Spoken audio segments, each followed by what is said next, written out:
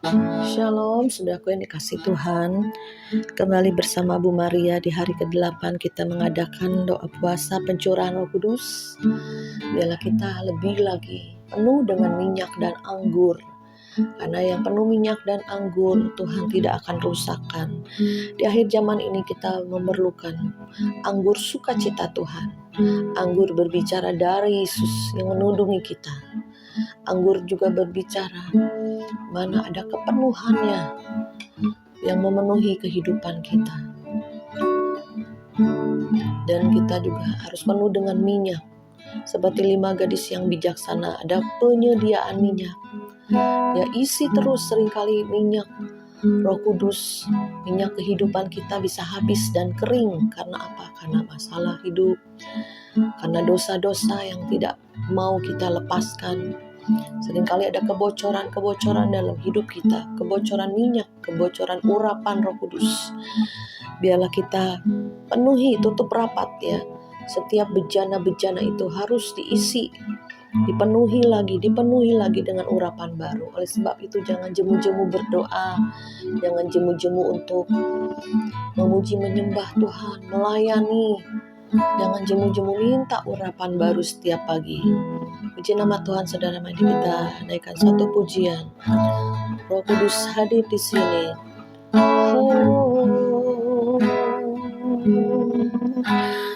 Roh Kudus hadir di sini, mengalir di bait suci. Perkara ajaib pun terjadi, kuasa mukjizat nyata, karena Roh Allah sedang bekerja. Roh Kudus hadir di sini, mengalir di bait suci. Perkara ajaib pun terjadi, kuasa mukjizat nyata, karena Roh Allah sedang bekerja. Tiada yang mustahil bagi orang percaya, bila Roh Allah turut bekerja. Tiada yang mustahil bagi orang percaya, bila Roh Allah turut bekerja antara kita. Tuhan,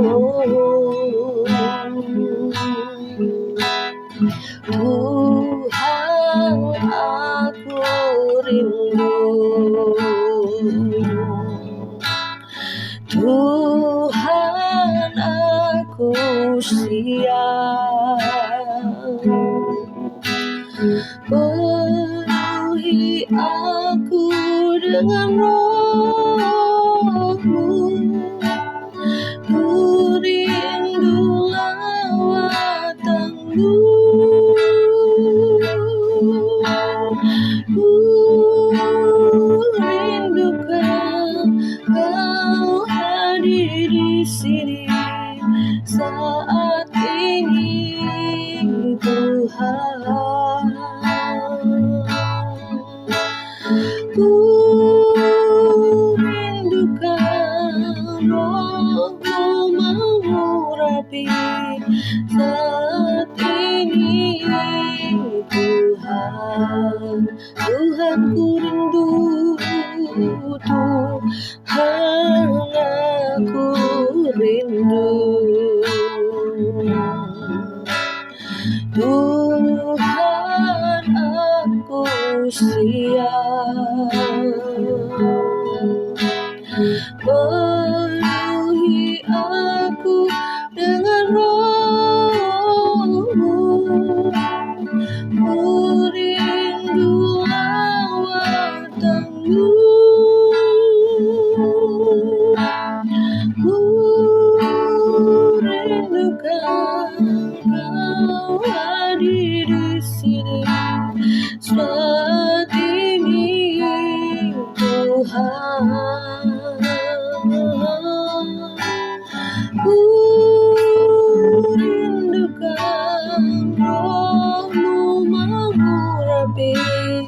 saat ini Tuhan, saat ini Tuhan, saat ini Tuhan. Karabaya shikaramo, hiaralamo senderara karalamaya takaralamaya lamaya shi. Urapilah kami, penuhi kami dengan Roh-Mu Tuhan. Kami rindu, kami haus, kami datang di hadirat-Mu Tuhan. Penuhilah Bapa dengan Roh Kudus-Mu yang kudus. Terima kasih Yesus, Yesus. Terima kasih buat anugerah-Mu, buat kasih-Mu Tuhan. Terima kasih buat Roh Kudus yang Kau taruh dalam hati setiap orang yang percaya. Sikaralabaya ralabaya sikarababa hiaralabaya sikaralabaya sikaralabaya rabaya ralabaya. Penuhi kami lagi Bapa dengan urapan yang baru. Penuhi kami dengan Roh Kudus-Mu. Penuhi Bapa, penuhi. Biarlah kami penuh dengan minyak dan anggur melimpah-limpah. Pengurapan baru turun atas kami semua di dalam nama Yesus. Dalam nama Yesus kami terima. Dalam nama Yesus kami buka hati kami, pikiran kami. Biarlah terus Kau menguasai sepenuh-penuhnya roh jiwa tubuh kami Bapa. Kau kuasai ya Bapa, kami milik-Mu dan Engkau milik-Ku. Terima kasih Roh Kudus, berkaryalah, bekerjalah. Kami sebebas-bebasnya menyediakan hati Engkau bekerja dalam kehidupan kami. Ada terobosan, ada pemulihan, ada kesembuhan, ada kemenangan demi kemenangan yang kami boleh terima daripada-Mu Bapa. Sebab Roh-Mu yang kuat itu telah menaungi kami. Dari tempat yang maha tinggi Tuhan, Kau melihat keadaan kami. Kau memperkuat kami dengan kuasa-Mu Bapa, hingga kami tidak berjalan di dalam keputusasaan, di dalam kelemahan, di dalam kekurangan. Tapi Kau datang memberi hidup dan memberinya dalam segala kelimpahan. Kelimpahan hati, kelimpahan rohani, sampai kelimpahan jasmani, kesehatan, sampai keuangan kami Bapa. Ada satu terobosan pemulihan, pembalikan keadaan terjadi di dalam nama Yesus. Terima kasih Bapa. Sebentar kami akan mendengar sebagian daripada pesan-pesan-Mu. Di hari ke-8 kami mengambil doa puasa ini Bapa. Pasti terjadi sesuatu yang ajaib. Kami percaya Tuhan. Terima kasih Roh Kudus. Haleluya. Amin.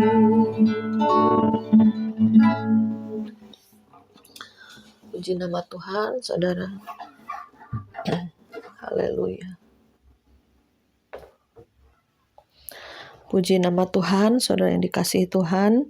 Biarlah kita lebih lagi mendalam dengan Tuhan dan kita boleh mengalami Tuhan. Saya ingat waktu saya dulu usia 20 tahun dibaptis Roh Kudus. Disitulah saya melihat ya, memulai satu perjalanan bersama Tuhan dengan hal-hal yang ajaib, yang supranatural, yang seringkali tidak pernah kita bayangkan ya. Sampai hari ini kalau saya menoleh ke belakang, itu sungguh karya Tuhan dalam kehidupan saya. Dan saudara pun rindu untuk mengalami Tuhan, berjalan bersama Tuhan. Kita harus lekatkan hati kita, diri kita lebih lagi kepada Tuhan. Kepada perkara-perkara rohani itu harus lebih lagi semangat, antusias daripada perkara-perkara jasmani ya. Misalkan Perkara jasmani apa ya saudara? Ya jalan-jalan, makan, atau apa ya saudara ya. Mempunyai hobi-hobi, bukan nggak boleh. Tapi kalau berkelebihan sehingga daging kita yang akan muncul. Tetapi pada saat kita memperhatikan perkara-perkara rohani, perkara Tuhan, antusias ya untuk berdoa, untuk dekat Tuhan, untuk selalu tanya Tuhan, untuk kita rindu mengenal Tuhan lewat firman Tuhan, lewat pujian penyembahan kita, lewat doa-doa kita. Karena Tuhan bilang dia hanya sejauh doa. Bahkan Tuhan itu dekat di hati kita lebih daripada pakaian yang kita pakai. Jadi jangan pernah merasa Tuhan itu jauh. Seringkali manusia merasa Tuhan itu jauh pada saat dia mengalami masalah, kesusahan ya. Kok kayaknya doa nggak dijawab-jawab, kok kayaknya Tuhan itu nggak ada, kok kayaknya Tuhan memalingkan wajahnya terhadap aku. Ada satu teman ya, dia bergumul berdoa untuk sebuah rumah ya, karena dia kontrak sana kontrak sini, capek ya, juga suaminya kerjanya nggak menentu, dia yang harus banting tulang, kerja apa saja dia lakukan ya saudara. Nah itulah perlunya juga kita harus rajin. Tuhan kasih kita tangan, kasih kita hikmat, kasih kita otak, ya kita lakukan bagian kita bekerja, lakukan bagian kita berusaha ya. Nah disitulah pada waktu berdoa, pada waktu ngandelin Tuhan, itu apa yang tidak pernah kita pikirkan, tidak pernah nyangka-nyangka, Tuhan sediakan, Tuhan berikan.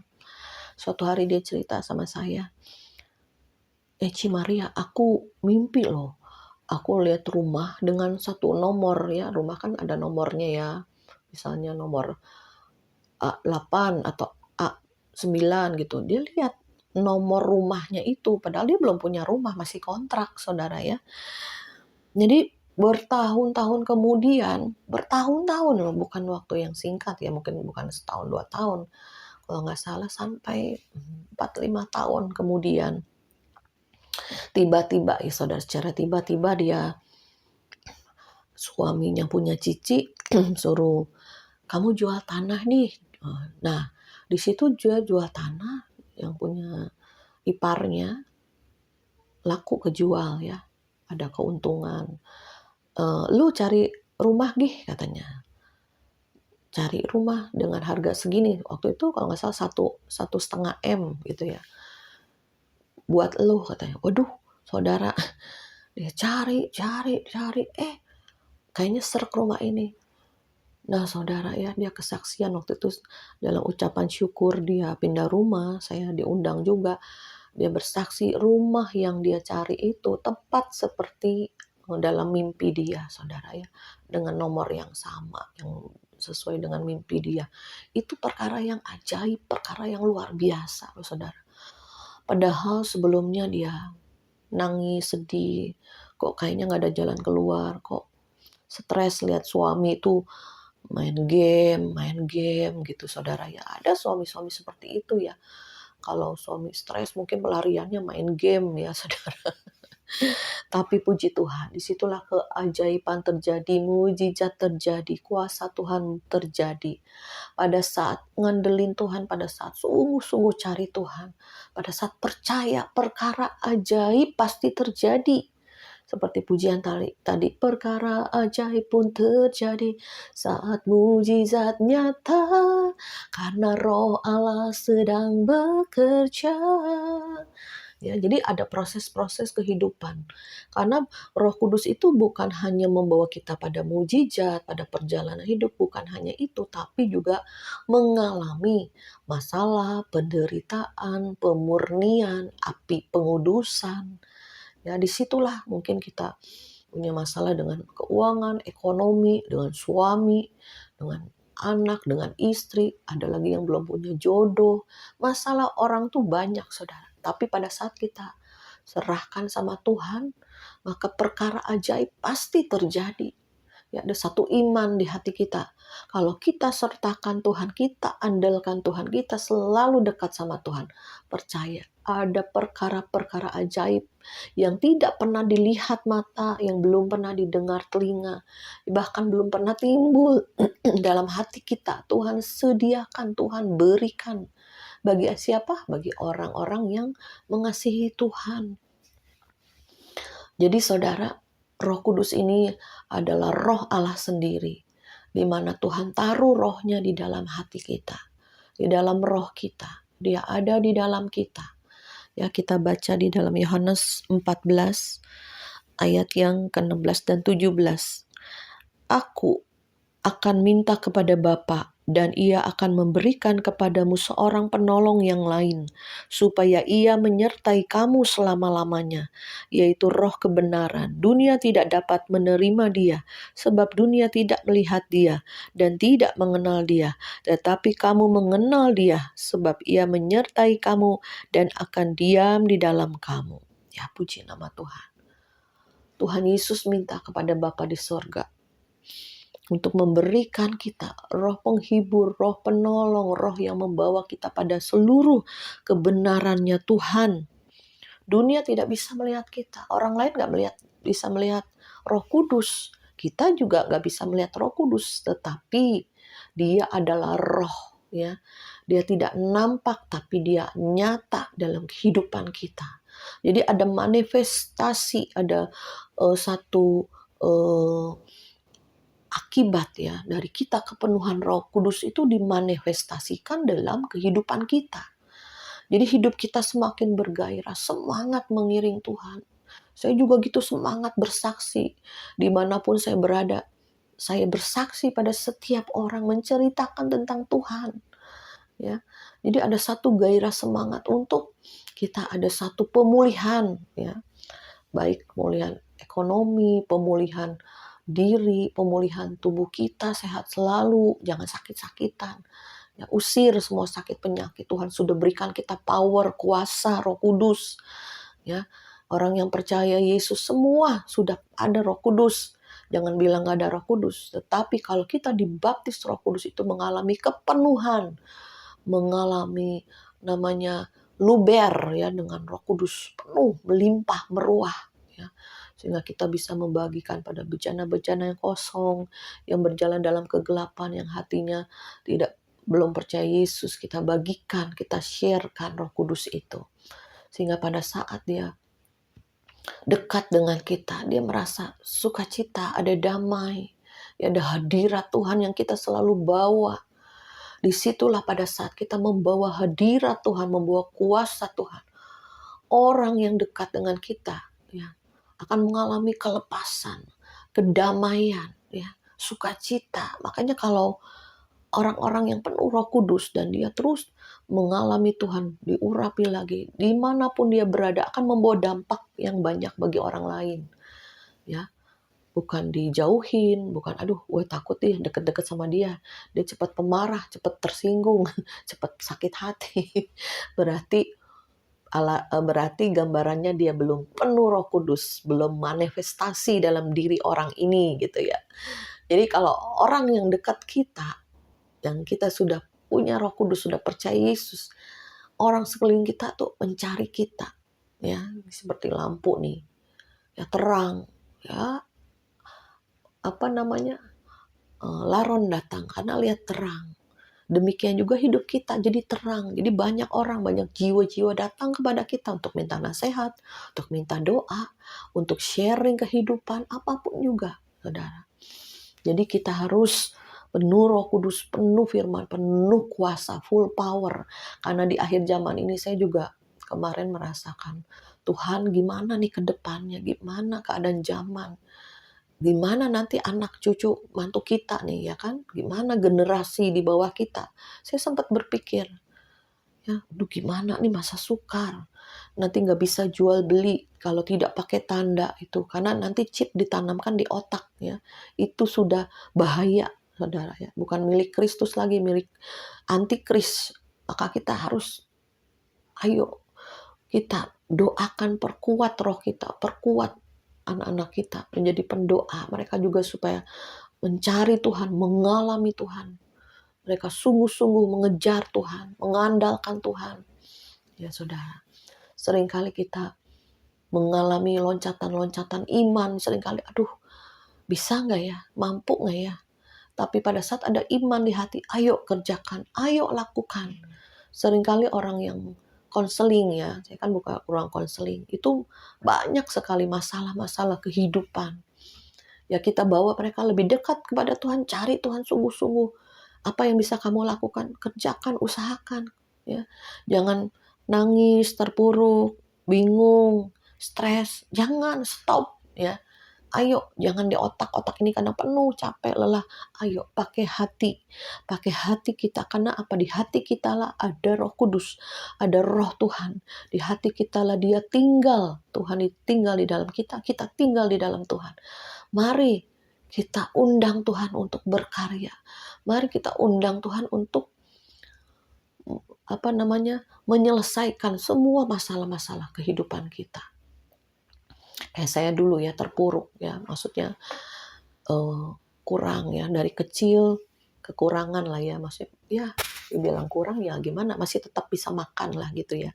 Kemarin mantu saya ngobrol, terus kita masak di kulkas, telur selalu penuh karena mantu suka beli 5 kilo, belum habis beli lagi penuh omega.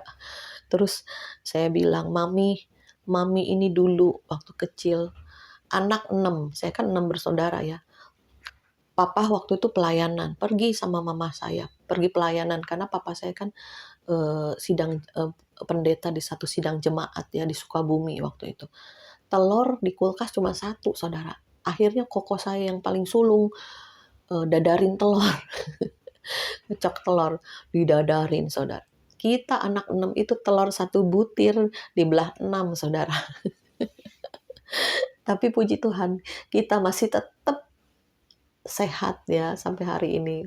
Tetap anak-anaknya, papa saya semua pinter-pinter, saudara ya. Dan juga sekarang nih, kalau sekarang kita mau makan apa aja bisa ya, karena kita sudah diberkati punya uang gitu. Kalau dulu kan masih seret-seret pas-pasan ya.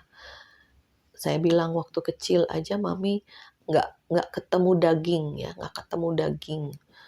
Jarang sekali makan daging ayam, daging sapi, daging babi, jarang. Paling kita makan kangkung ya, nasi dikasih kecap ya kan saudara, sama kerupuk yang kaleng gitu ya, beli di abang-abang yang kerupuk putih bulat itu diremek-remekin, taruh di atas nasi dikecapin, kita makan itu saudara, atau kangkung saudara ya.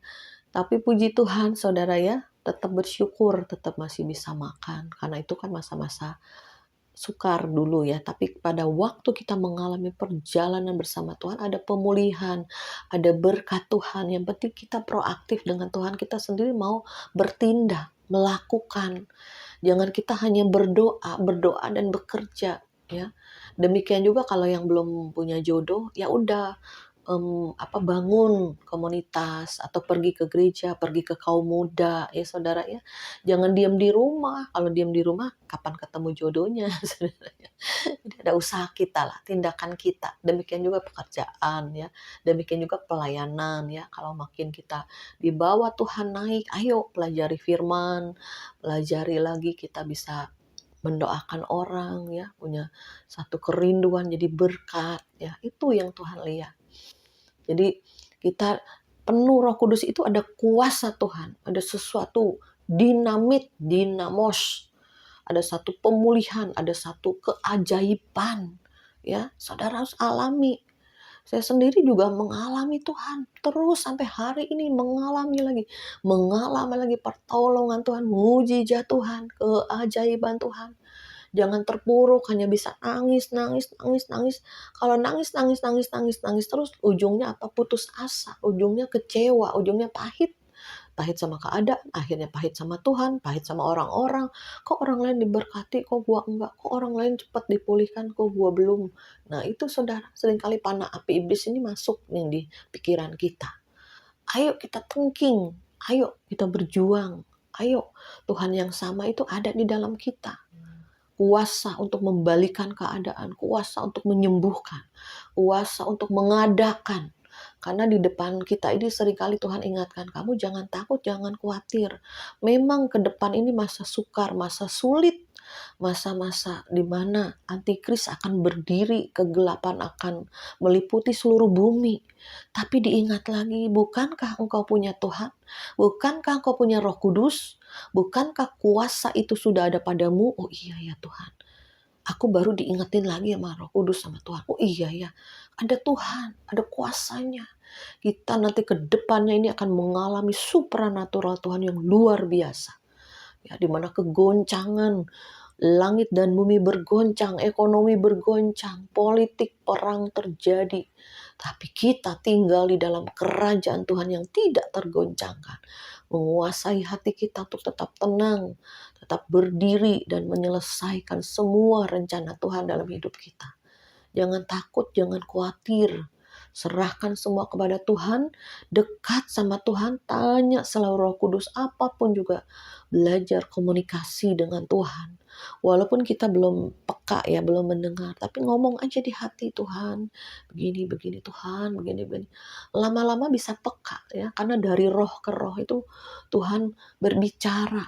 Ya, seringkali kadang bukan suara atau bukan kalimat ya, tapi dari roh ke roh kita tahu Tuhan ini akan mengerjakan apa. Ini apa harus bagaimana. Kita harus lakukan bagian kita, Tuhan lakukan bagiannya. Ya, puji nama Tuhan. Saudara, saya percaya yang penuh dengan Roh Kudus, yang rindu selalu dekat dengan Tuhan adalah orang-orang yang selalu mau ada satu perubahan, ada satu pemulihan. Apapun juga kita kerjakan dengan sebaik-baiknya karena Tuhan kita ini sudah berikan kita banyak. Ayo saudara, jangan lagi melihat kekurangan kita, ketidakmampuan kita. Tetapi setiap ketidakmampuan kita dibungkus oleh Roh Kudus sehingga ada kuasa Tuhan untuk satu pemulihan, satu perubahan. Kita adakan pemulihan, perubahan dimulai dari apa? Dari diri kita. Ya. Pemulihan itu dimulai dari kita, kerat kedagingan kita, hidup dalam roh. Ayo perubahan. Ntar ada ini teman, aduh sering sakit. Ayo olahraga, makanan yang sehat, kuasai diri dengan banyak ambil doa puasa. Ya, kita harus bisa menguasai diri kita. Mungkin dulu juga saya kekurangan ya. Nah sekarang beli apa aja bisa, makan apa aja bisa ya. Anak-anak semua diberkati Tuhan. Mami mau makan apa? Mami mau makan apa? Seringkali ngomong gitu. Seringkali bilang, Mami lagi puasa, jangan ajak makan dulu gitu ya. Jadi kita harus ada penguasaan diri dalam soal apa? Dalam soal makanan juga, saudara ya. Jadi kita bisa menguasai tubuh kita, menguasai diri kita, hidup sehat ya. Menguasai hati kita, pikiran kita, jangan cepat terbawa ya. Seringkali iblis kasih panah api, cepat panas, cepat panik. Kalau lihat keadaan zaman, berita-berita, cepat gelisah. Nah itu saudara, ada firman-Nya yang saya ingat, kesudahan segala sesuatu sudah dekat. Jadilah tenang supaya kamu bisa berdoa. Nah itu ya, sudah seringkali nih di pikiran, di otak penuh. Banyak yang dipikirkan, banyak yang dikhawatirkan, banyak yang digelisahkan. Tapi hati ini saudara harus dijaga. Jagalah hatimu dengan segala kewaspadaan. Karena disinilah tersimpan kehidupan. Ya, jadi buang semua sampah-sampah hati ya. Ada kesombongan, ada iri hati, kebencian, pikiran-pikiran jahat, hati yang negatif, hati yang jahat, dibuang semuanya. Ya, kita ambil firman, ambil kebenaran, ambil damai sejahtera, ambil sukacita, dan satu, percaya ya hidup kita ini sesungguhnya Tuhan sudah menulis dalam kitab kehidupan hari-hari kita, bulan demi bulan, tahun demi tahun, sampai kematian kita Tuhan sudah tahu. Jadi kita hanya sekarang ini step by step berjalan bersama Tuhan, menyelesaikan rencana Tuhan, tujuan ilahi dalam hidup kita. Semuanya jadi. Amin, haleluya. Mari kita berdoa.